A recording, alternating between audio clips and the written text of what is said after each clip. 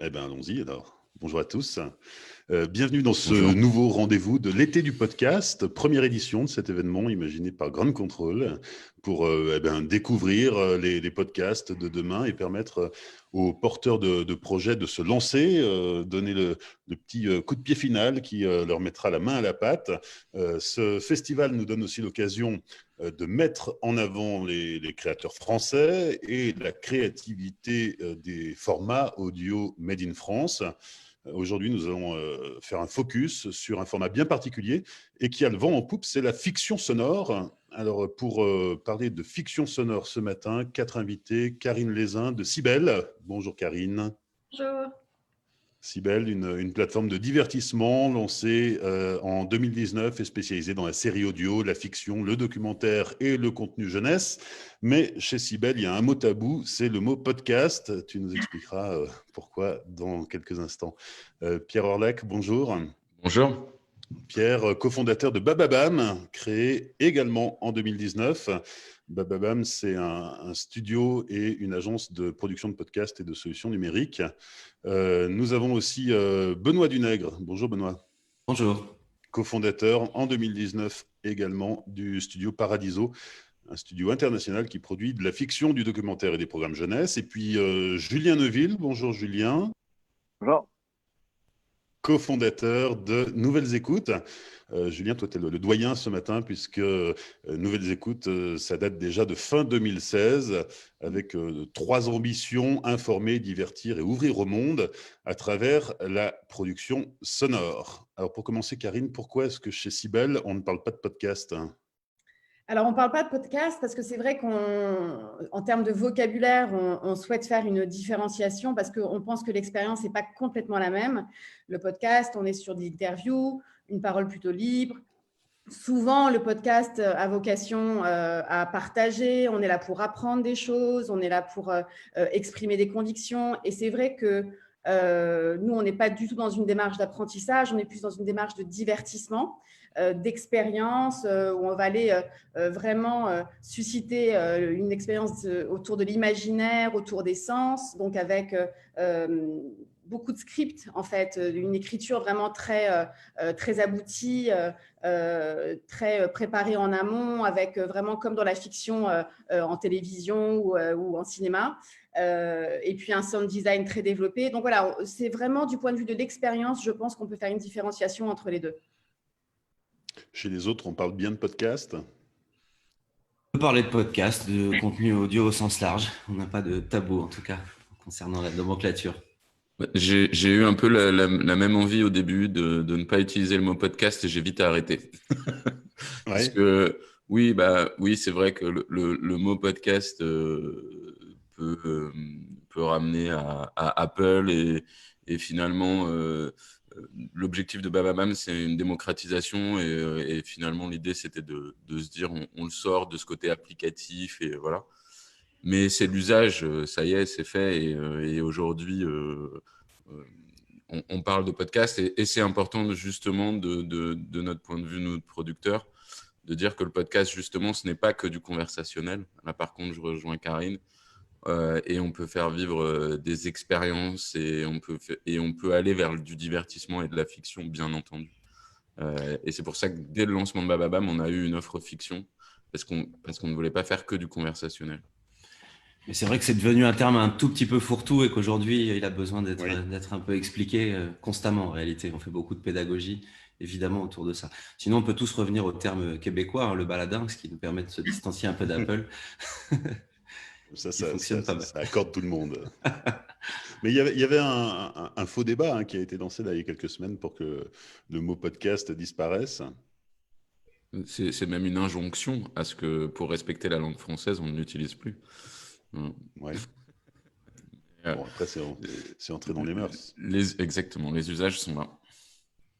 Alors, on parle ce matin de la fiction sonore. Peut-être pour commencer, on va donner une définition, puisque effectivement, dans ce grand univers du podcast et de l'audio numérique, on retrouve tout un tas de choses. Je ne sais plus, je crois que c'est Pierre qui parlait du conversationnel. Mais il y a différents formats. Ça peut être du reportage, ça peut être du documentaire, ça peut être de la fiction. Il y a un gros succès aussi dans les histoires pour enfants. Voilà, qu'est-ce que c'est que la fiction sonore Julien? On n'a pas beaucoup entendu, Julien. Euh, c'est compliqué comme question. La fiction sonore, alors moi je vais donner notre définition à nous pour pas évidemment parler au nom des autres. Euh, c'est forcément une histoire narrative, donc ça peut être adapté de faits réels, mais ça doit avoir un aspect fictionnel évidemment. Sonore, après, pour nous, en fait, quand on décide d'aller sur un projet ou pas, il faut que le projet, pour nous, n'ait du sens que en sonore. C'est-à-dire que si, quand on nous pitch des idées ou quand on lit des trucs, si on sent qu'en fait, les gens, ils ont décidé de nous le pitcher à nous parce qu'ils n'arrivaient pas à le faire au cinéma ou parce qu'ils ont envie de le tester d'abord, ça ne nous intéresse pas vraiment, on veut vraiment que le truc, l'histoire, l'environnement, le paysage, l'atmosphère sonore, les personnages, tout ça soit réfléchi uniquement pour l'audio. Parce que sinon, derrière, en fait, ça devient soit du théâtre joué et enregistré, soit de l'audiobook un peu plus, soit en fait, du cinéma sans image. Et à la fin, dès qu'il y a le mot sang, forcément, il manque quelque chose. Et non, nous, c'est vraiment, il faut que ce soit voué. Il faut qu'à un moment donné, on ait vu cette histoire, cette idée, qu'on se dise, elle n'a du sens qu'en sonore, ou au moins, elle n'a du sens principalement ou en premier en sonore. Sinon, ça risque juste de faire une espèce de recyclage de quelque chose qui aurait pu être par les images. Je rejoins Julien. L'idée, c'est justement de bien différencier ce qu'on peut faire en fiction et le livre audio. On n'est pas là pour proposer aux audiences un contenu qui a été pensé pour être lu. On est là pour leur proposer un contenu qui a été pensé pour être écouté. Et c'est un point essentiel. Par exemple, c'est un petit détail rigolo, mais nous, en fait, sur chaque fiction, et j'ai envie de dire même sur chaque scène, on pense au point d'écoute. C'est-à-dire que l'écriture doit se faire en fonction d'un point d'écoute. Et notre objectif, c'est vraiment d'essayer de faire en sorte que l'auditeur ou l'auditrice, quand elle va écouter cette fiction, elle vive une expérience et que finalement, ça la fasse frissonner parce qu'il y a un rapport au son, parce qu'il y a un rapport à la distance. On utilise aussi du binaural et de la 3D audio pour faire vraiment ressentir des choses et placer les gens au cœur de l'histoire. Et c'est essentiel que ce soit pensé comme ça. Ça ne nous empêche pas de faire des adaptations, mais s'il y a une adaptation, il y a un énorme travail de réécriture. Tu viens de prononcer 2 mots vulgaires, binaural et 3D audio. Alors, en fait, oui, c'est un mot très vulgaire. En fait, l'idée, c'est alors je vais essayer de l'expliquer très facilement. L'idée, c'est de faire en sorte que quand vous avez un contenu que vous écoutez au casque, on joue avec l'espace autour de vous. Donc, le truc le plus simple, c'est le stéréo, droite-gauche. Donc, un personnage vous parle et puis il passe devant vous et il vous parle ensuite à gauche. Mais on peut aussi jouer au-delà du stéréo. On peut aussi jouer avec la distance, l'éloignement. On peut jouer avec la hauteur. Donc, voilà. Et ça permet, c'est tout bête, par exemple, s'il y a une scène d'action, souvent dans les scènes d'action, on va pouvoir vous faire ressentir qu'il y a une course-poursuite, que quelqu'un vous a bousculé et est passé devant vous. On peut vous faire ressentir que vous plongez dans l'eau. On peut faire plein de choses ensuite. C'est vrai qu'heureusement qu'on a accès à ces technologies pour pouvoir se donner un peu plus de relief et de couches sonores, en fait, ce qu'on peut très facilement faire à l'image. D'ailleurs, le binaural, c'est une technologie très ancienne, puisque ça date des années 70. Ça avait été largement oublié. Et puis comme aujourd'hui, justement, on va un peu plus loin dans la narration et qu'on a envie de proposer des expériences très immersives, on est allé rechercher ce genre de technologie à laquelle s'est ensuite ajouté tout ce qu'il y a aujourd'hui avec le 3D audio notamment.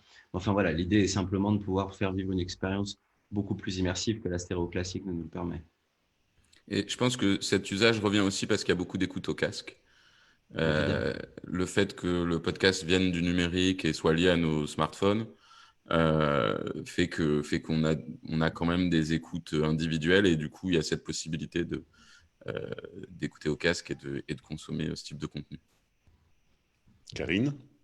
Je suis tout à fait d'accord, d'autant plus qu'en fait, au-delà du côté immersif, en fait, cette expérience-là, elle est forcément intime. C'est-à-dire que Ça va aussi driver notre écriture. On va avoir la forme, en effet, donc le binaural, par exemple, qui va venir soutenir une écriture. Et puis, on va avoir aussi le fond, où on va essayer dans l'écriture vraiment d'aller titiller nos sens, de créer cette relation très intime que, quelque part, on ne peut pas avoir avec la télévision ou avec le cinéma parce qu'on ne va pas faire appel à l'imaginaire de la même façon. Et ça, je trouve que c'est une richesse exceptionnelle, en fait, pour la fiction audio. Hormis le fait, évidemment, qu'on a en plus de ça une créativité qui est sans limite, c'est-à-dire que vous pouvez imaginer les choses les plus folles, vous pouvez placer vos personnages dans les situations les plus folles sans limite de budget. Donc, entre cette relation très intime, cette stimulation des sens, de l'imaginaire et ces histoires folles qu'on aurait peut-être du mal à faire même à Hollywood, finalement, c'est sky is the limit. C'est vraiment, c'est pour ça que je pense que c'est un genre qui est en pleine expansion et qui a énormément d'avenir, c'est que vraiment, on est en train de créer quelque chose de nouveau, même au niveau de la narration, et on est tous en train de tester d'ailleurs, hein, avec plus ou moins de succès. Mais voilà, c'est ce qui fait qu'on est vraiment sur, à mon avis, une tendance de fond qui va se confirmer et pas juste un effet de mode, par exemple. Julien disait la fiction audio, c'est pas du cinéma sans images, c'est pas un audiobook augmenté. Alors, c'est un genre à part entière. Qu'est-ce que c'est? Qu'est-ce qui fait la différence? Effectivement, on n'a pas le support visuel, mais on a bien le même support audio que dans un audiobook, par exemple. C'est quoi? Il y a plus de moyens, il y a plus d'acteurs, il y a plus de sons. Déjà, on va pas passer par une narration, on va pas avoir…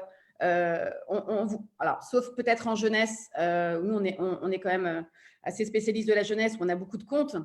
Ou éventuellement à l'extrême inverse, même l'érotique, où il y a beaucoup de contes également. Mais c'est vrai que c'est un genre où on va être tout de suite dans l'action. C'est-à-dire que le livre audio, vous allez avoir des commentaires, vous allez avoir déjà, en général, 100% de l'œuvre.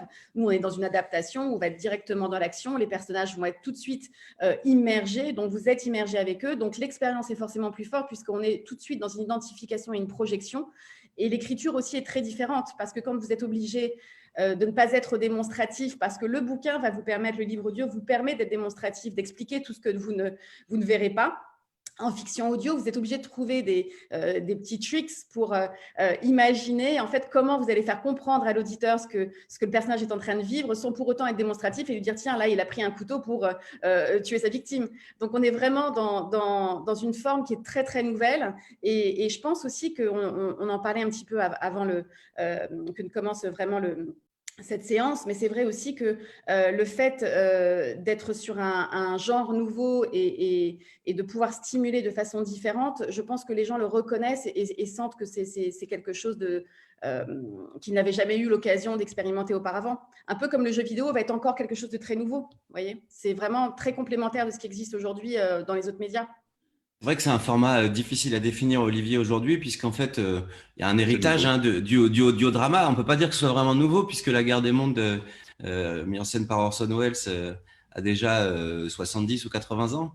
Donc finalement, le drama audio radiophonique existe depuis toujours. Simplement, les codes ont été complètement réinventés ces dernières années. D'ailleurs, beaucoup à la suite d'une série qui n'est aujourd'hui pas tout à fait assimilé au podcast, mais qui s'appelle Calls et qui a quand même un peu révolutionné le genre audio et qui a donné et fait naître beaucoup de vocations autour de cette histoire d'audio. Et du coup, les formats, on est en train de les écrire, on est en train d'essayer des choses. Alors, je pense que ce que Julien disait est très juste. Il faut que ça ait une vérité en audio et une justification à n'être qu'audio. Ça ne veut pas dire que l'histoire doit évidemment ne pouvoir exister que sur ce format, mais en tout cas, le point d'écoute dont parlait Pierre est essentiel et la promesse de l'expérience d'écoute est évidemment très importante. En revanche, sur les formats, aujourd'hui, tout est possible, hein, du format sitcom très très court, comédie de 3-4 minutes, à des choses beaucoup plus fleuves. On produit, nous, par exemple, en ce moment, un 9 x 45 minutes, donc un format extrêmement long, extrêmement ambitieux. D'un point de vue des usages, aujourd'hui, on n'a pas vraiment de réponse, puisque même si on a tous très envie et que les studios comme les diffuseurs jouent le jeu de la fiction, les audiences aujourd'hui sont encore un petit peu balbutiantes, hein. Même s'il y a clairement un engouement, ça n'est pas encore tout à fait très grand public. Donc voilà, cette page d'histoire, on est en train de l'écrire et on pourra, à mon avis, d'ici 2-3 ans, commencer à répondre un peu plus précisément à ta question de qu'est-ce qu'est vraiment la fiction audio. En tout cas, dans la fiction, c'est un peu comme au cinéma ou comme au théâtre. On a des acteurs, on a toute une mise en scène qui va faire que on va captiver l'attention de l'auditeur avec des ambiances sonores, avec de la musique, avec tout ce qu'il faut pour que l'imaginaire fonctionne et que le produit soit un succès. Exactement. En fait, ce qui est assez génial et enthousiasmant avec la fiction et audio, c'est que ça fonctionne comme tous les projets audio, ça fonctionne avec des pistes et des additions de pistes. Et finalement, la fiction audio, quand on cherche à faire de l'expérientiel, eh bien, on vient rajouter des pistes. Et donc, et justement, comme disait Karine tout à l'heure, si je veux situer, j'ai pas de décor comme au cinéma, j'ai pas de costume, donc je vais rajouter des pistes qui vont me permettre d'aider à l'imaginaire. Je vais rajouter une piste, capter une ambiance de son de métro, capter une ambiance de son de plage, et cette piste-là va servir mon décor. Ce qui est sûr, c'est que du coup, la musique aussi a un rôle extrêmement important pour venir appuyer sur des moments d'émotion. Elle est d'autant plus essentielle qu'on n'a pas le langage corporel des comédiens pour exprimer des choses. Donc, il y a beaucoup de choses qui passent par la musique aussi. Donc, c'est un exercice incroyablement stimulant et tous les réalisateurs et les réalisatrices avec lesquels j'ai travaillé me disent on prend un plaisir incroyable parce que finalement, on doit penser à tout ce qui ne sera pas montré. Et du coup, ça nous fait aller encore plus en profondeur dans le travail avec les comédiens, dans le travail avec les musiciens, dans le travail avec les monteurs pour la post-production. Donc finalement, je crois que ça les rend encore plus exigeants parce que justement, on n'a pas ce rapport à l'image. On ne se rend pas compte, mais qu'est-ce qu'il y a derrière une fiction audio en termes de moyens humains, de moyens techniques? C'est très variable, hein. En tout cas, de notre côté, on a fait des fictions enregistrées d'ailleurs pendant le confinement, hein, avec des comédiens qui étaient planqués sous leurs édredons pour avoir des pièces qui sonnent correctement. Donc ça peut aller de là, sur des choses qui sont jouées plutôt à huis clos, à des choses qui sont très proches du long métrage, parce qu'aujourd'hui, on produit aussi des choses avec 80 comédiens en décor extérieur où les gens jouent dans l'espace avec des accessoires. En gros, c'est exactement un set de cinéma avec une équipe quasiment aussi lourde. Mais en revanche, la seule chose qu'on n'a pas, c'est des caméras et de la lumière, évidemment. Ça ne veut pas dire qu'on joue exclusivement dans le noir, hein, je vous rassure, mais en tout cas, ça s'apparente en tout point à une production de long métrage pour certaines propositions. Après, il y a des choses qui se font, et là, je laisserai mes camarades en parler aussi, mais évidemment, en studio, sur des dispositifs un peu plus simples techniquement, ce qui ne veut pas dire que narrativement, ils le sont, mais...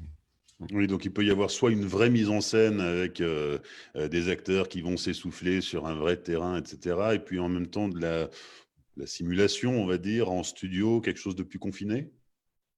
Oui, moi je pense que, enfin, nous typiquement, Cybèle, nous ne sommes que diffuseurs, hein, nous ne sommes pas producteurs, mais on voit bien justement tout l'intérêt en fait, selon le genre du programme, à être soit en studio, soit en extérieur. C'est aussi ça qui est extraordinaire, c'est que le genre, le type d'écriture va aussi driver le type de production et la dimension que vous allez donner au projet. Donc ça aussi, c'est une grande liberté. Pour les enfants, ça fonctionne de la même façon quand on veut créer de la fiction audio pour enfants? Oui, je crois. Enfin, tu nous diras ce que tu en penses aussi, Benoît, parce que vous avez aussi développé des choses en jeunesse récemment. Moi, je trouve que sur la jeunesse, ça se rapproche pas mal en fait d'un genre qui était le livre audio ou le CD audio jeunesse qu'on connaissait jusqu'alors, qui était beaucoup autour du conte. Donc ça, c'est la première piste de contenu jeunesse où vraiment on t'embarque dans une histoire classique, les contes de Grimm, les contes d'Andersen, etc.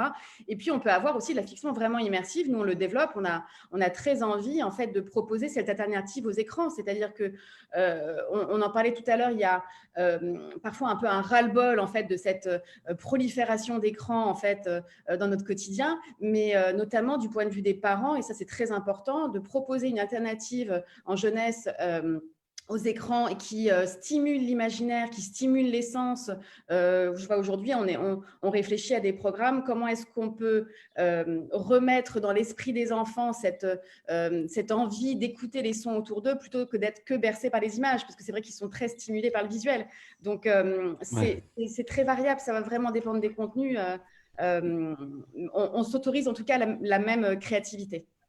C'est clairement le challenge aujourd'hui, c'est-à-dire qu'il est acquis que les parents ont envie de détacher les enfants de leurs écrans. Pour autant, les enfants n'ont pas encore fait vraiment ce choix. Donc, on essaye de surtout pas considérer la fiction, puisque c'est le sujet aujourd'hui, pour les enfants comme le parent pauvre de la fiction. C'est-à-dire qu'on fait ça avec les mêmes moyens que la fiction pour les grands, avec les mêmes ambitions en termes de musique, de casting, évidemment d'histoire. Avec les enfants, il est souvent pratique d'aller faire appel à des personnages un peu connus, aller chercher quelques licences pour pouvoir aussi les prendre par la main et les éloigner des écrans. Donc ça, c'est un élément de réponse. Et puis l'autre, c'est d'essayer de rendre ça aussi un peu plus interactif pour que l'écoute ne soit pas totalement passive, parce que c'est compliqué pour un enfant de 5-7 ans de rester 30 minutes assis sur son canapé, les yeux dans le vide. C'est évidemment beaucoup plus difficile que pour un adulte. Donc à charge à nous de pouvoir non seulement par le choix des histoires, la qualité de production, de les embarquer, et puis ensuite d'essayer de pouvoir ramener aussi quelques éléments dans la vie réelle qui font qu'ils peuvent interagir avec cette histoire. Voilà, donc il y a pas mal de solutions qui sont proposées autour de ça. Mais oui, c'est clairement un gros enjeu et on sait qu'il y a quand même une envie. Et puis, ma génération à moi, on a été bercé par des histoires audio. Bon, ça s'apparentait plus à de l'audiobook à l'époque, mais en tout cas, c'est clairement quelque chose qui a développé un imaginaire très fort. Et je pense que ce serait très dommage que les enfants de 2020 ne vivent pas ça. Donc, on œuvre en tout cas tous activement pour ça. Justement, Karine, c'est quoi le bon climat pour proposer de la fiction audio à un enfant? Alors déjà, alors c'est vrai que moi j'ai beaucoup travaillé dans l'univers de la jeunesse en télévision, donc pour moi ce sont des réflexes. Il y a forcément déjà une forme de responsabilité quand on est diffuseur de contenu jeunesse. Quel qu'il soit, on doit se poser presque encore plus de questions que pour les contenus adultes, parce qu'en effet, il faut un environnement qui soit extrêmement safe, que ce soit dans la navigation qu'on va proposer en fait sur la plateforme. Par exemple, nous, on a vraiment un corner enfant avec tout un système de protection par rapport aux contenus adultes qui sont proposés par ailleurs. Et puis ensuite, dans la façon de raconter les histoires, en tout cas, moi, je pense qu'il est toujours important d'être dans la transmission et de se poser la question derrière chaque contenu, mais même d'ailleurs pour les adultes, qu'est-ce qu'on a envie de transmettre comme message? C'est-à-dire, c'est bien d'être dans le divertissement, c'est bien de proposer une expérience et des sensations, mais qu'est-ce qu'on a envie de raconter? Est-ce qu'il y a un message derrière? Est-ce qu'il y a une transmission, par exemple, de savoir? Est-ce qu'il y a une transmission d'ouverture d'esprit? Enfin, et sur la jeunesse, c'est tellement important. Vous allez avoir des contenus qui vont tellement conditionner certaines croyances des enfants que vous ne pouvez pas faire l'impasse de vous poser toutes ces questions qui sont des questions de responsabilité éditoriale, en fait. Alors là, tu nous parles de l'environnement numérique. Je pensais plus à l'environnement du quotidien.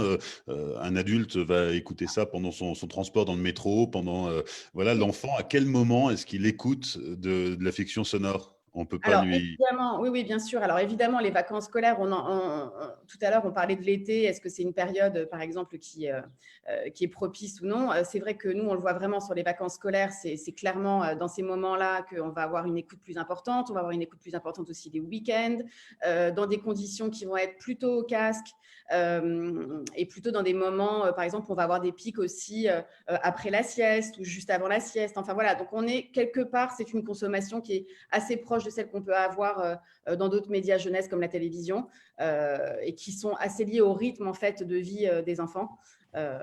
Voilà. Et puis, ça peut quand même aussi s'écouter en famille. Il n'écoute pas forcément ça tout seul avec son petit casque isolé. Je pense que la voiture et le voyage en famille est aussi un moment privilégié. Oui, ça peut sauver un trajet en voiture, effectivement. Absolument, ouais. D'avoir quelques histoires à dégainer au bon moment. Voilà.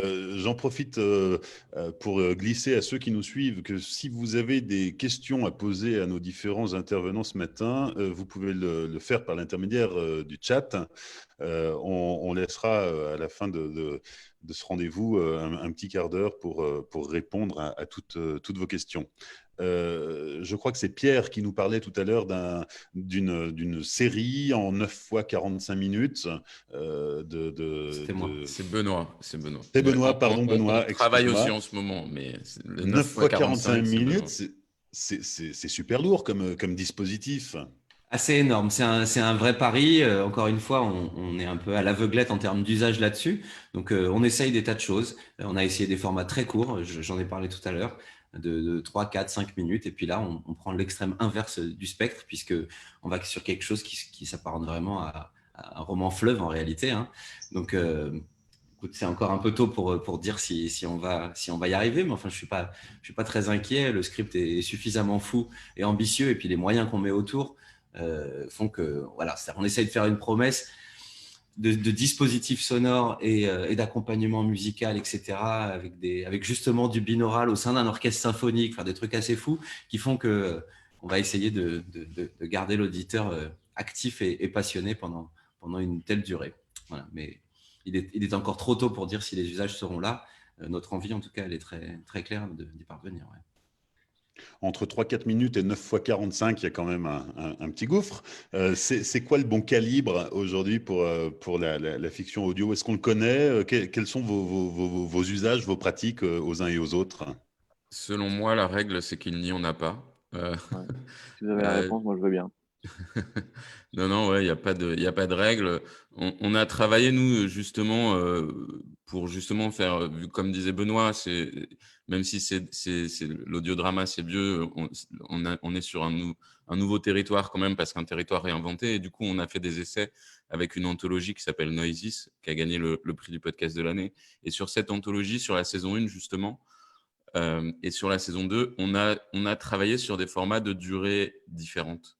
J'ai eu un épisode qui a fait 40 minutes, qui s'appelait les Chachapoya, où on faisait partir l'auditeur dans la jungle, une course-poursuite dans la jungle et dans un temple. Et j'ai eu aussi du 5 minutes avec une dispute de couple en plein match à Roland-Garros. Il y avait, et en fait, les deux fonctionnent. L'important, c'est est-ce qu'il y a de la dramaturgie suffisamment? Est-ce qu'il y a des relances suffisantes pour conserver l'auditeur? Et ensuite, mais cette question-là de la durée, c'est exactement la même chose pour les autres formats, que ce soit du récit, que ce soit de la conversation, que ce soit du doc. L'important, c'est de tenir son auditeur et de faire en sorte que même s'il a un temps de trajet de 20 minutes et que l'épisode dure 40, eh ben, il va y revenir sur son épisode et il va continuer de le consommer. Et il y a la vraie question, c'est est-ce que moi je prends souvent cette comparaison du marquage au sol sur la route. Est-ce que je suis assez fort pour avoir un bon marquage au sol, pour tenir mon auditeur, pour faire qu'il ne quitte pas la route, que ça soit grâce au ressort dramaturgique, que ça soit grâce à la musique, grâce à ce travail-là. Et si le propos est bon, la durée importe peu. Benoît, un avis D'ailleurs, sur la bah oui, durée on voit la même Ouais. chose en audiovisuel. En réalité, c'est exactement la même chose. Et honnêtement, la capacité d'attention des gens est la même. Bien sûr qu'on pourrait intuitivement penser qu'en audio, il est beaucoup plus difficile de garder son attention longtemps. En réalité, c'est pas tout à fait vrai. Et en plus, il y a des moments différents de consommation de l'audio dans la journée d'un auditeur typique. Donc, il y a des moments pour des podcasts très courts de 5 minutes, et puis il y a des moments dans lesquels on attend des formats beaucoup plus longs. Après, nous, on se rend compte aussi que les usages sont assez différents aujourd'hui entre l'Europe et les États-Unis. Les États-Unis ont par exemple tendance à être sur des formats beaucoup plus longs et sur tous les genres d'ailleurs, parce que c'est vrai sur le docu, mais c'est aussi vrai sur le talk show et c'est encore plus vrai sur la fiction. Peut-être parce que leurs trajets sont justement plus longs aussi. C'est une des explications possibles. En tout cas, il y a clairement une petite différence aujourd'hui, mais je crois qu'on n'a absolument pas besoin de s'enfermer dans un format pour l'instant, hein. Et évidemment, l'usage et les audiences nous guideront. J'espère qu'on n'en deviendra pas esclave. C'est évidemment pas l'idée, mais forcément, on va adapter un tout petit peu notre offre à mesure qu'on a des retours d'expérience et des datas là-dessus. Voilà. Et nous, on a un retour d'expérience aussi qui est un petit peu différent, qui vient encore complexifier la chose, qui est que ça dépend aussi des tranches d'âge, en fait. C'est-à-dire que c'est vrai que les plus jeunes, alors je ne parle même pas de la jeunesse, où là, il faut vraiment être sur des formats relativement courts, parce que tu le disais, l'attention est plus difficile encore à monopoliser qu'un adulte. Mais par exemple, sur les 15-24 ans qui sont très présents, nous, chez Cybelle, on se rend compte qu'une même histoire racontée en plusieurs épisodes de 10-12 minutes va peut-être mieux passer que si on en faisait 40 ou 50 minutes. Donc, il nous arrive en fait de proposer la même histoire en plusieurs épisodes, ce qui va, en fiction, venir beaucoup complexifier la narration, parce que quand vous voulez installer 1, 2, 3 intrigues sur 10 minutes, ce n'est pas possible. Donc, ça, c'est un autre exercice qui nous amène en fait à nous questionner. On n'a pas encore trouvé cette formule magique, en effet, de la durée idéale. Mais c'est vrai qu'en fonction des publics, on voit quand même que plus le public adulte est jeune, plus il a tendance à se diriger vers des formats courts, en tout cas chez nous, et plus il est mature, plus il prend le temps peut-être de formats un peu plus longs. Julien?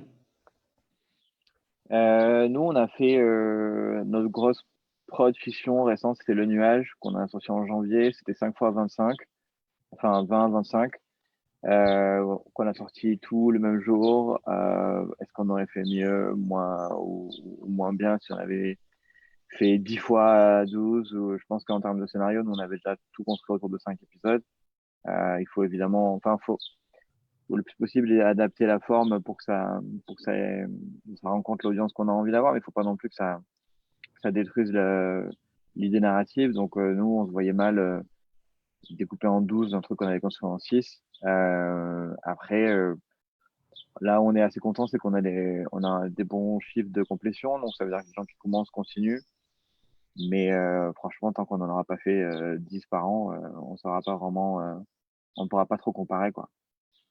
C'est ambitieux, 10 par an. Ouais, mais je parle de tout le monde. Ah. Non, moi, je ferais pas 10 nuages par an, c'est pas possible.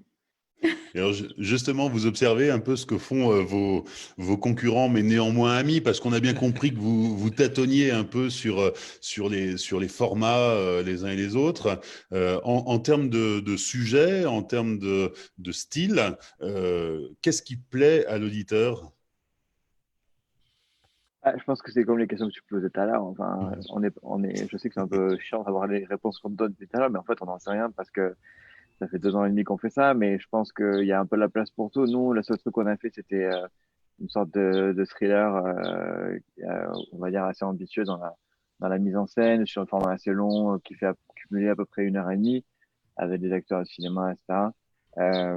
Et là, on a vu que euh, qu'en fait, c'était vachement publicité, mais qu'il y avait quand même pas mal de pédagogie à faire, parce que quand on voyait une affiche avec écrit Le Nuage, avec des noms de personnes qu'on voit normalement au cinéma, comme Emmanuel Devos ou Damien Bonnard, les gens ne savaient pas forcément de quoi on parlait, que ce soit en audio, Spotify, enfin, il y avait plein d'associations de gens qui normalement ne sont pas ensemble, en fait.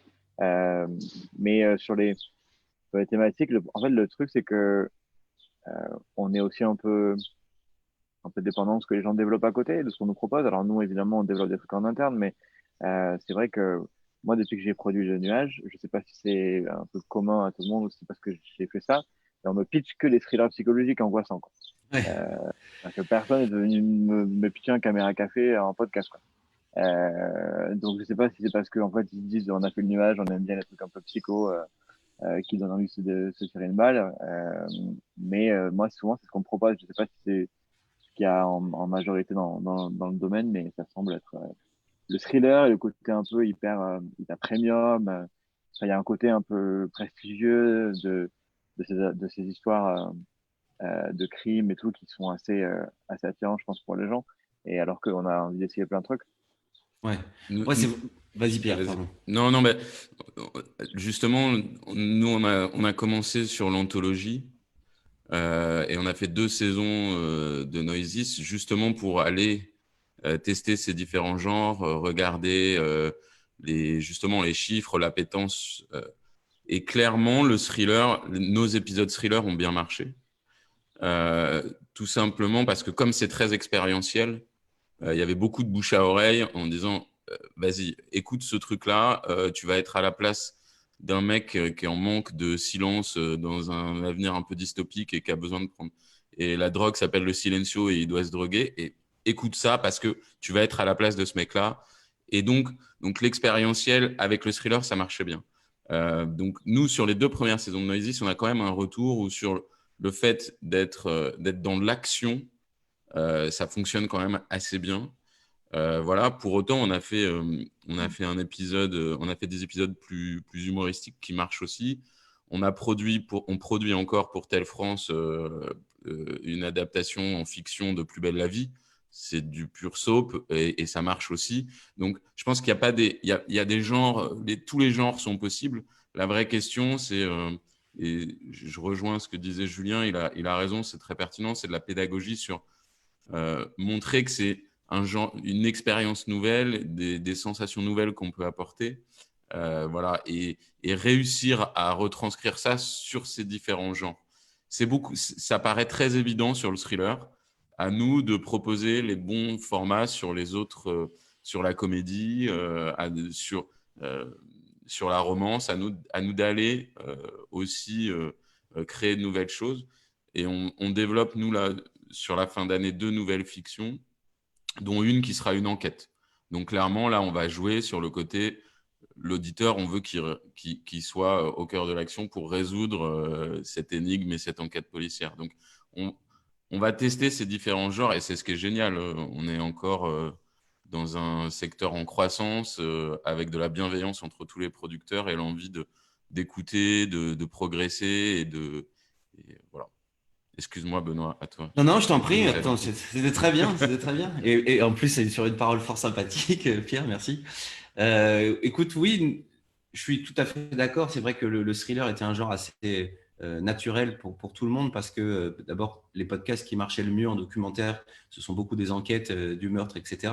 Donc, je pense que l'appétit des gens pour ce format-là, c'est assez naturellement reporté. Et quand les premières fictions sont nées, elles sont nées de ce genre-là et aussi parce qu'ils proposaient des dispositifs audio intéressants.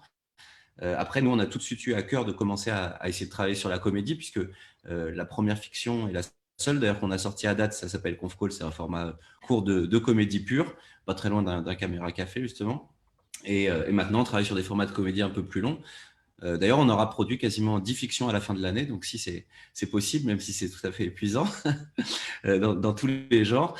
Et je pense que c'est important d'aller défricher un peu ces nouveaux terrains et de ne pas s'en tenir qu'au thriller, même si, comme Julien le disait, c'est vrai qu'on a reçu beaucoup de scripts de thrillers et surtout de dystopie, de fiction d'anticipation, de science-fiction, parce que ça aussi, c'est un genre qui existait déjà un tout petit peu sur YouTube où il y avait des formats audio comme ça qui étaient naturellement faits par des gamers et donc qui étaient forcément sur de la science-fiction. Donc je pense qu'il y a eu cette évolution assez naturelle, c'est faite. Et puis maintenant que tous ces studios que nous représentons aujourd'hui sont constitués et que aussi les auteurs commencent à réfléchir davantage à ce format audio, la diversité des programmes va venir avec. Hein, donc un tout petit peu de patience, on sent tous et on le sait tous que là, le début 2021, enfin la fin de 2020 et début 2021 va être abreuvé de fiction sonore sur le marché français.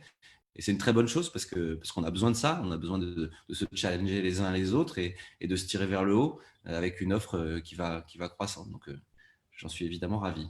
Espérons que le public soit au rendez-vous. Voilà. Karine disait que Cybèle était un diffuseur. Donc, chez Cybèle, il n'y a pas du tout de création.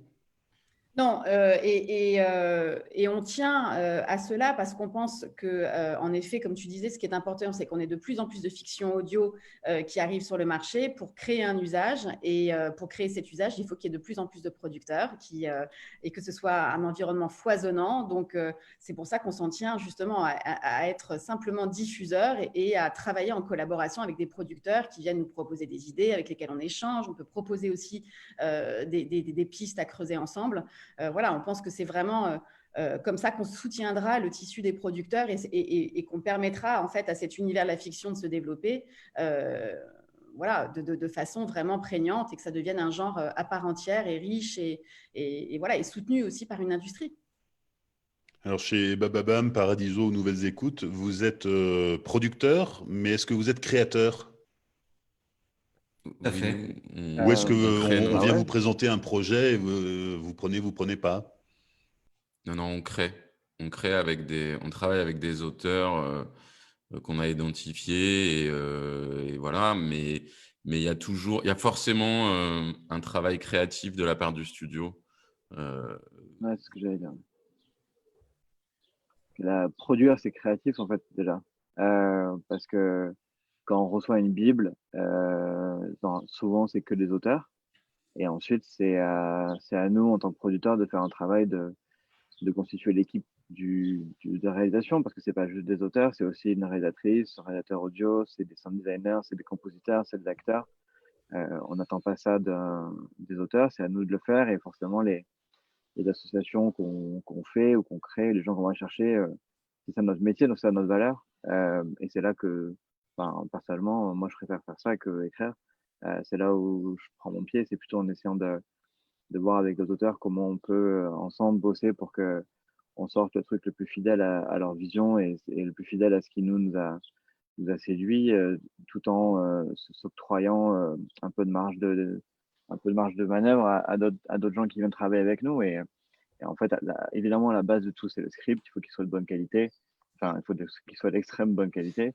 Et derrière, en fait, c'est facile d'aller chercher des gens, même qui n'ont pas forcément bossé dans le milieu, pour les convaincre. Et derrière, eux, ils amènent quelque chose de complètement nouveau. Sur le nuage, on a bossé avec un sound designer qui s'appelle Nicolas Becker, qui vient du cinéma, qui bosse avec Alfonso Cuarón, qui a fait Gravity et qui a fait plein de sons de films assez incroyables. Et d'avoir ce mec avec nous pour créer l'atmosphère de la centrale nucléaire dans le nuage, par exemple, et pour repenser à des process d'enregistrement en réel. Et à côté d'avoir des compositeurs qui venaient aussi du cinéma et de l'opéra, ça amène plein de trucs nouveaux. Donc, produire, c'est hyper créatif. Non, ça devrait l'être. Ça doit l'être. Oui, puis il y a aussi un élément important, c'est que le format étant tout à fait nouveau, personne n'est vraiment expert en la matière, et en particulier du côté des auteurs. Il y a des auteurs formidables, mais notre regard, notre grille de lecture audio, confronté à leur vision, est extrêmement importante. Donc c'est finalement beaucoup de la co-création. Et puis il y a un autre, pour rebondir un peu sur ce que Julien disait, que je trouve super, c'est que c'est le premier média qui, à mon sens, réunit vraiment des gens venant de tous les horizons. Le cinéma, la publicité, la musique le théâtre étaient des univers assez cloisonnés. Et aujourd'hui, le podcast, c'est un peu le point de convergence de tous ces gens-là, puisqu'il n'est pas du tout rare pour nous de travailler avec un réalisateur de long métrage, un metteur en scène de théâtre, un auteur de littérature. Et tous ces gens viennent se retrouver sur ce format. Je trouve ça éminemment excitant. Et ils viennent par pure excitation créative et pas parce qu'on est blindé. Hein. Exactement, ouais. Ils viennent pas pour le chacun. Ça, On peut en parler du chèque si vous voulez. Non, mais plus terre à terre, Julien, tu disais que il y avait dans chaque projet des sound designers, des musiciens. On va pas piocher sur des banques sonores pas du tout. Non, on crée. Ah bah Ah ouais. oui, enfin, oui, je pense que c'est complètement Après, indispensable. Enfin, c'est chacun sa manière, mais forcément, quand on peut ne pas faire appel aux banques sonores, ouais. Euh, alors, c'est pas mauvais, hein, c'est juste que il y a un élément d'authenticité qui disparaît. Euh, le nuage, absolument tout le son dans la série, c'est du son qu'on a enregistré nous-mêmes. Donc, que ce soit ça, le bruit d'une tasse ou les alarmes. C'est que des choses où, en fait, à l'oreille nue, si on mettait à côté une alarme de banque sonore et l'alarme que nous on a créée, franchement, on ne verrait pas trop la différence. Mais en fait, quand c'est 20 fois 20 sons différents que vous avez toujours enregistrés dans la même atmosphère que les acteurs ou que les mouvements, ben, en fait, c'est une espèce c'est une petite perle qu'on enfile. À la fin, le collier, il fait que ça fait très, très authentique. On a poussé. Enfin, après, nous, on a bossé avec des gens qui étaient un peu tarés aussi, donc qui voulaient faire des trucs enfin, très, très, très poussés. En l'occurrence, les alarmes qu'on entend dans la fiction, on n'a pas mis des alarmes derrière en post-prod. On a loué un hôpital désaffecté à côté de Paris. On a amené les enceintes, on a balancé les alarmes dans l'hôpital et en fait, on a enregistré le bruit que faisaient les alarmes dans les couloirs de l'hôpital pour avoir justement la réverbération du son sur le carrelage. Euh, on a vraiment voulu avoir le vrai son des alarmes dans un lieu. Et ensuite aussi, il y a pas mal de scènes de respiration avec Emmanuel ou de cœur qui s'emballe, etc. Et ça, on l'a fait dans un studio qui s'appelle Midi Live. On lui a mis les micros partout, dans la bouche, sous ses vêtements pour avoir vraiment son rythme cardiaque à elle, sa respiration à elle sur des moments un peu clés.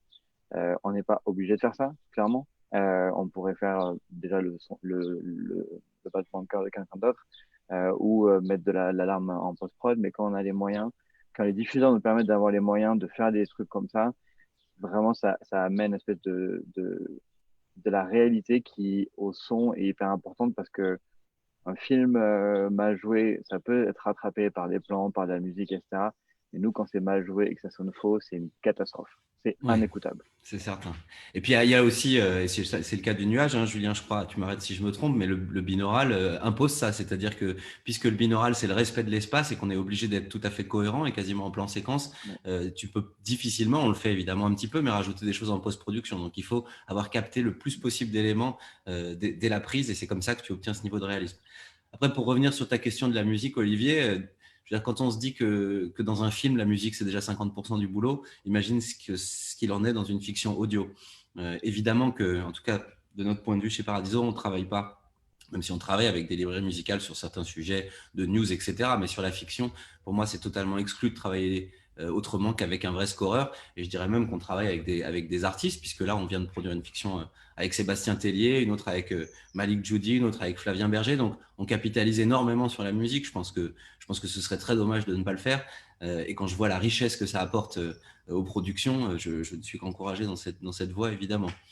Après, c'est vrai que moi, j'ai un background très musical qui m'a naturellement orienté vers ça. Mais enfin, je veux dire, si encore une fois, c'est 50% à l'image, ben là, c'est 100% du problème. Donc, on a le script et puis on a la musique et l'habillage qu'on va faire derrière. Mais enfin, c'est un élément éminemment important. Donc, Sur les deux fictions qu'on est en train de produire, on intègre, pour aller dans le sens de Benoît, on intègre on a deux compositeurs différents sur ces deux fictions. Ils sont tous les deux, ils interviennent tous les deux dans le dialogué, à la phase du dialogué. C'est-à-dire, quand on retravaille le dialogué, ils sont là, ils sont présents. Et tous les travaux de réécriture, d'adaptation, on intègre les musiciens. C'est-à-dire qu'ils n'arrivent pas, ils récupèrent pas le dialogué et allez, vas-y, maintenant, crée tes thèmes musicaux. Ils sont vraiment au moment de la création et de l'écriture. Donc ça rejoint ce que tu disais dans est-ce que vous êtes des créatifs ou est-ce que vous récupérez des projets. Tu ne peux pas juste récupérer un projet. Ne serait-ce que les scripts, les dialogués que tu reçois, il y a forcément du retravail pour dire mais ok, là, tu as décidé qu'ils étaient dans tel espace, mais comment on va leur faire entendre, quoi? Comment on va le faire entendre sans avoir un personnage qui va te balancer une phrase descriptive pour expliquer où on est? Donc, tout ça, on doit le travailler très fortement. Et la musique est pareil. Il y a énormément de travail autour de la musique dès l'écriture. C'est selon moi indispensable. Et voilà. Nous, on a fonctionné un peu différemment sur le nuage. C'est que, en fait, Aurore Meyer-Mailleux, qui est la réal, et Nicolas Becker, qui est l'ingé son, son designer, ont tous les deux co-composé la musique, en fait, avec deux musiciens. Donc, c'était pas exactement où les compositeurs étaient impliqués dès le début, mais eux, qui avaient créé vraiment l'atmosphère sonore de la fiction, ont composé la musique avec les musiciens. Et c'est vrai que ça change tout. Moi, je me rappelle très bien que c'était autour de Noël, je crois, on était un peu en retard sur la post-prod, et je suis venu, j'avais écouté plein de rush ou même des drafts des premiers épisodes, mais sans musique. Et je suis venu un soir, ils venaient de finir de monter la musique sur l'épisode 1 avec Nicolas et Aurore, et je suis arrivé et j'ai écouté ça, et en fait, ça n'avait absolument rien à voir par rapport à la version que j'avais écoutée sans musique, qui était déjà hyper bien. Il y avait déjà les bruitages, il y avait déjà les sons, il y avait déjà tout ça, mais il n'y avait pas la musique. Et alors, écouter avec la musique, ça met. En fait, la musique permet d'apporter au podcast ce truc dont on parle un peu assez souvent dans le cinéma, c'est le mood. C'est un peu c'est un peu difficile à décrire, mais c'est l'atmosphère, c'est l'identité, il y a un truc bizarre qui est assez vaporeux à saisir. Et c'est la musique qui permet d'avoir ça sur le podcast. Et le nuage, quand ils sont arrivés avec toutes ces musiques qui sont en plus intégrées à des bruitages ou des bruitages qui deviennent de la musique, ils ont vraiment fait un truc incroyable et ça n'a absolument rien à voir. Et c'est une valeur ajoutée qui est immense. Bravo d'ailleurs, Julien, j'ai trouvé la musique formidable sur le nuage. Alors, puisqu'on parle du nuage, pour se donner une idée, quel était le format final et quel a été le délai de production entre la naissance du projet et sa diffusion? On a acheté une option sur le scénario en septembre 2018 et on a sorti la fiction le 30 janvier 2020. Ça, c'est en gros la grosse timeline. On a commencé l'écriture vraiment. Le premier épisode était écrit, on l'a réécrit avec les auteurs et on a écrit les 4 derniers à partir de avril 2019. Donc avril, mai, juin, on a dû passer 4 mois d'écriture. Derrière 2 mois de casting et préparation au tournage et de répétition. 3 semaines de tournage et 3 mois de post-prod. Mais en fait, j'aurais préféré qu'on ait 6 mois de post-prod. Parce qu'on a fait des journées de ouf. C'était Noël, c'était les grèves, c'était un peu compliqué. Et on a fini le truc comme on voulait, mais on aurait eu 2 mois au moins de plus. On aurait été beaucoup plus content, même si c'est vraiment à la fin, on arrive sur les détails de geek que personne ne remarque quand on écoute. Surtout quand on écoute un MP3 sur une plateforme dans sa bagnole, autant vous dire que le binaural avec le violon qui est à 250 mètres, personne ne le capte. Hein. Mais bon, c'est un truc que nous, de puristes, on a. Donc, à peu près, en fait, on va dire en cumulé 1 an. 1 an vraiment entre le moment où on se met à l'écriture et le moment où on le sort. Avec chez nous, production, réalisation et ingénieur. On a peut-être 4 personnes à temps plein dessus pendant 1 an. Et ensuite, tous les autres acteurs. Donc, pour notre première fiction, on s'est dit que c'était pas mal de commencer direct avec 60 comédiens. Donc, c'était pratique. C'était une jauge de test. Ouais, c'était un peu lunaire, mais c'est ce qu'il fallait. Donc, voilà. Et puis, on en parlait un peu tout à l'heure, mais nous, on a fait un truc aussi un peu particulier, c'est qu'on a tout enregistré à la fois en studio et en location, enfin, sur les lieux, pour à chaque fois doubler chaque prise, pour être sûr qu'on pouvait avoir assez de matière pour jouer dessus derrière. Et les tournages à l'extérieur, avec tous les imprévus que ça implique quand il commence à flotter et que en fait la scène elle est censée se passer au mois d'août en pleine canicule et qu'il commence à pleuvoir et qui derrière on se dit non mais c'est bon la pluie elle est déjà tombée non c'est pas grave en fait il y a plus de bruit sauf que le sol du coup il est mouillé et le son des pas sur un béton c'est pas le son des pas sur un béton sec. Mais donc pas mal de premières fois, pas mal de trucs qu'on refera pas, pas mal de trucs qu'on refera différemment, mais à peu près 1 an et une grosse équipe dessus. Et le format final? 5 fois 20, 22. Ah oui, Ouais, 5 c'est vrai fois que 20 minutes, un an, un peu plus d'1 an de boulot. Oui. Bon, après, les temps de production sont très variables. Effectivement, dès lors qu'on est sur des fictions qui sont tournées en décor naturel, tout est beaucoup plus long et beaucoup plus lourd à mettre en place. Ouais. Et ça ne veut pas dire que c'est forcément toujours mieux d'ailleurs, hein, parce qu'il y a des scripts sur lesquels ça marche très bien et d'autres qui nécessitent absolument pas ça. Et je dirais même au contraire, qui nécessitent un environnement studio avec que de la proximité. Donc ça dépend vraiment. Chez nous, le temps moyen de production, il est à peu près de 6 mois autour d'une fiction. Je pense qu'on peut aussi aller beaucoup plus vite. En ce moment, on produit un 10 fois 26 minutes, qui est pourtant pas du tout quelque chose de statique, hein, une comédie comédie d'action qui se passe à Cuba, donc un univers extrêmement riche et sonore, mais on va faire ça en 3 mois et demi. Après, ça, c'est vraiment une course très, très intense. Mais je dirais que oui, le temps de moyen de production, il est d'au moins 6 mois. Et en plus, on a un autre truc, et Julien en parlait, c'est qu'en audio, c'est très difficile de mettre un point final. Lorsque tu tournes un long métrage et que tu as fini de tourner tes images, a priori, tu es déjà à court de budget pour aller shooter de nouvelles scènes et tu dois travailler avec ce que tu as en boîte. Le truc avec le son, c'est qu'on peut toujours aller plus loin. On va pouvoir, évidemment, on a nos scènes dialoguées qui sont faites et on ne va pas y revenir. En revanche, sur le sound design, sur la musique, on peut étendre encore beaucoup de formats. Exactement. Et donc, c'est un peu comme en disque d'ailleurs. C'est très difficile de mettre un point final et on se dit toujours qu'évidemment, il nous manque 50% de temps de post-prod. Hein. Heureusement, il y a une contrainte budgétaire, et malheureusement, mais heureusement, qui à un moment donné nous oblige à finir. Voilà. Qu'on va livrer. C'est ça. On est sur des temps similaires, sur du 6 mois. Là, on a un projet de fiction un peu plus long sur fin d'année où là, on diffusera fin d'année, on sera sur 1 année de développement. Mais sinon, la saison 2 de Noises qui a été diffusée sur Cybelle, c'était 6 mois. La première saison aussi. Et là, le passage à l'acte qui sort en septembre, on est sur... on a commencé en janvier, donc ça fera 8-9 mois. Voilà. On est sur des temps comme cela.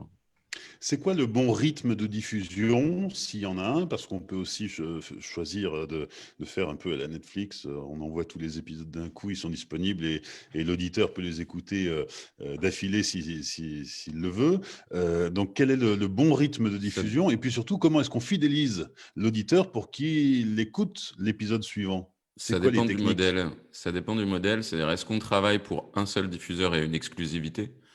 Auquel cas, ce diffuseur va garantir une mise en avant du format et de la fiction qui peut nous permettre de diffuser les épisodes en une seule fois. Si sur d'autres projets, nous sommes et producteurs et diffuseurs, donc on décide, Bababam décide de produire, mais aussi de diffuser et d'être en multidiffusion, donc sur toutes les plateformes, donc sur Sibel, sur Spotify, sur Apple, Deezer et Castbox ou autres. Et à ce moment-là, quand on est en multidiffusion, on préfère, nous, de notre côté, avoir une exploitation longue pour pouvoir créer de l'événement et pouvoir faire en sorte que sur cette longue exploitation, on maximise l'audience. Voilà. Et ce qui est l'avantage de la fiction, moi, ce que je trouve assez chouette et ce que je découvre justement en ayant lancé Noesis, la saison 1 de Noesis continue à faire beaucoup d'audience aujourd'hui, alors qu'elle a plus d'1 an. Donc, et ça, c'est un peu plus dur sur nos autres formats. Chez Bababam, on fait même du récit. On a un temps d'exploitation qui est long, mais on n'arrive pas à faire à être aussi long. Donc, pour répondre, l'idée, c'est plutôt nous, si on est en multidiffusion, on découpe et on essaye d'avoir des temps d'exploitation les plus longs possibles, tout en gardant une cohérence dans la narration, hein, bien sûr. Et si on a un diffuseur unique, là, on est OK pour que tout soit diffusé au même moment, si c'est le choix du diffuseur. Et pour maintenir l'auditeur en haleine d'un épisode à l'autre? Ouais, bah, il faut des cliffs, mais comme dans Comme à la télé? tout projet audiovisuel. Ouais. Oui, c'est ça. Mais finalement, il y a pas mal de sujets qu'on aborde aujourd'hui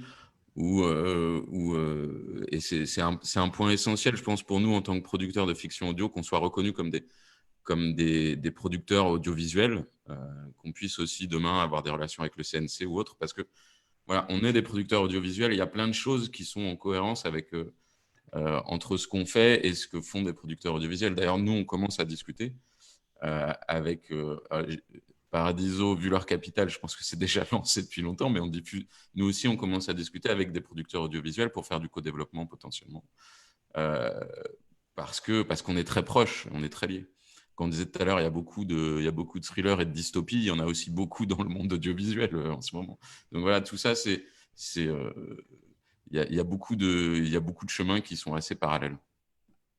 Alors, pour conclure, on a 2 questions sur le chat. D'abord, on a Anaïs qui nous demande de réexpliquer ce qu'est le son binaural. Alors, en 3 mots, qui s'y jette? Benoît, paf. Je veux bien, si tu veux, oui, bien sûr. En fait, le binaural, c'est, comme je le disais tout à l'heure, une technologie qui est très ancienne et le principe est très simple, c'est qu'on enregistre avec des micros qui sont espacés comme les oreilles humaines. Donc, ce que ça fait, c'est quand tu vas écouter ça au casque, ton cerveau va reconstruire l'espace exactement comme ton cerveau le fait quand tu écoutes avec tes oreilles. C'est ce qui te permet de localiser un son dans l'espace. C'est la différence que met le son arriver à une oreille versus l'autre. Ce tout petit écart, qui est de quelques millisecondes, permet à ton cerveau de comprendre qu'un son vient arrière droite ou arrière gauche. Et bien, lorsqu'on enregistre en binaural, on enregistre avec 2 micros avec le même espace, ce qui fait que quand ça va être rediffusé, et ça n'est valable qu'au casque, puisque le binaural ne peut pas être écouté autrement qu'au casque, eh bien, ton cerveau va faire cette même reconstruction et pourra donc localiser un son dans l'espace. Ce qui fait que c'est génial pour nous parce que ça nous permet d'avoir des choses qui viennent de l'arrière, des projections un petit peu comme on le ferait en cinéma 3D. Voilà, ça donne simplement un environnement 360 complet. Enfin, je dis c'est même plus que 360 puisque c'est une sphère globale. Ça peut venir du dessus et du dessous aussi, bien sûr. Autre question de Jérôme qui demande si la fiction audio, c'est forcément un format série ou si ça peut être un one-shot d'1 heure ou 2 heures comme un film. Bien sûr. Moi, je pense qu'il faut s'autoriser tous les formats, au contraire. Ensuite, on peut aussi décider qu'une même histoire, on la raconte en plusieurs épisodes, qu'on la raconte en 1 heure. Ça va, par exemple, ça peut être super intéressant de raconter une histoire en temps réel. Voilà, quelque chose qui se passe sur 1 heure avec une action qui est circonscrite à cette durée et jouer en fait dans le format et dans le fond, c'est fabuleux, au contraire. Oui, c'est vrai. Après, l'un de nos objectifs à tous, c'est quand même d'essayer de fédérer un peu les spectateurs. Et comme on n'a pas la puissance de frappe d'une chaîne de télé nationale qui va pouvoir exposer notre œuvre d'un seul coup à 5 millions de personnes, eh bien, on a tendance à quand même d'exploiter des formats sériels qui permettent de fédérer un peu d'audience et de la construire et de la tenir dans le temps. Moi, je pense que c'est aussi un des éléments qui fait qu'aujourd'hui, on Ouais. n'est pas allé sur ces formats. Mais Karine a complètement raison. On ne s'interdit rien et ça pourrait être très intéressant. Ouais. Faut pas oublier quand même qu'à la base, le podcast, c'est un média qui est basé sur le flux, donc sur l'abonnement, Mm. et pas quelque chose qui est basé sur le format unique avec une plage d'horaire ou un moment où on pourrait tous diffuser ce qu'on a envie de diffuser. Donc forcément, ça nous incite un peu plus à faire du sérialisé ou au moins, quand on fait des one-shots, à les mettre au sein d'une offre sérialisée, ce que fait du coup Pierre un peu avec les anthologies. C'est vrai que là, on fait un podcast aujourd'hui dans le sens premier du terme. Il faut quand même créer un flux, créer une identité autour. Et faire tout ça pour un one shot, c'est souvent un peu des ressources gaspillées. Donc on essaie plutôt de les rentrer dans des flux ou alors de changer complètement le mode de diffusion et je sais pas, diffuser que une heure sur YouTube ou sur un autre média. Mais pour l'instant, c'est un peu le format dans le média effet qui nous incite à faire ça, quoi. Merci à tous les quatre, Karine Lézin de Cybelle, Julien Neuville, Nouvelles Écoutes, Benoît Dunègre, Paradiso et Pierre Orlac, Bababam. L'été du podcast avec Grande Contrôle continue. Cette table ronde sera disponible dans la journée sur la chaîne YouTube. Et puis, je vous annonce la prochaine conférence qui aura lieu le 30 juillet, la semaine prochaine, sur le thème « Écoutez des podcasts, changer de vie ». Bonne journée. Bonne Merci. Merci à Au tous. revoir. Au revoir.